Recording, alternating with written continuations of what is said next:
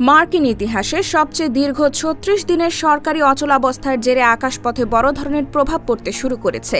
এবার বিমান চলাচলে বড় ধরনের সীমাবদ্ধতা আরোপের ঘোষণা দিয়েছে দেশটির প্রশাসন।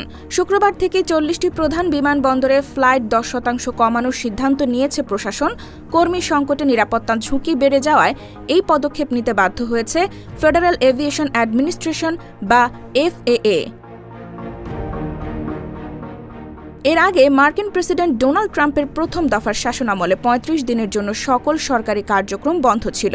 সেই রেকর্ড ভেঙে এই দফায় ৩৬তম দিনে গড়ালো কেন্দ্রীয় সরকারের শাটডাউন।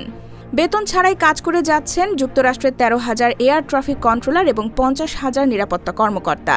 এতে দুর্বল হয়ে পড়েছে বিমানবন্দরের নিরাপত্তা ব্যবস্থা, বাড়ছে ফ্লাইট বিলম্ব ও বাতিলের হার। উদ্ভূত পরিস্থিতি সামলাতে শুক্রবার থেকে ৪০টি বড় বিমানবন্দরে ফ্লাইট ১০% কমানোর সিদ্ধান্ত নিয়েছেন মার্কিন পরিবহন মন্ত্রী শন ডাফি।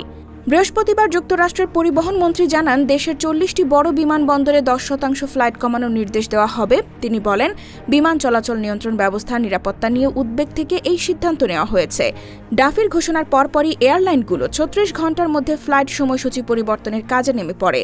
যাত্রীরা হেল্পলাইনে ফোন করে টিকিট বাতিল বা পরিবর্তন নিয়ে উদ্বেগ প্রকাশ করতে থাকেন। FAA জানিয়েছে, ফ্লাইট কমানো ধাপে ধাপে শুরু হবে। প্রথমে ৪%, শনিবার ৫%, রোববার ৬% এবং আগামী সপ্তাহে এটি ১০%-এ পৌঁছাবে। তবে আন্তর্জাতিক ফ্লাইটগুলো এই কাটছাঁটের বাইরে থাকবে।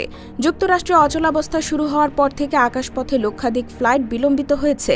ইতিমধ্যেই ৩২ লাখের বেশি যাত্রী বিমান নিয়ন্ত্রণ সংকটে ভুগছেন বলে জানিয়েছে বিমান সংস্থাগুলো। IBTV USA, new York.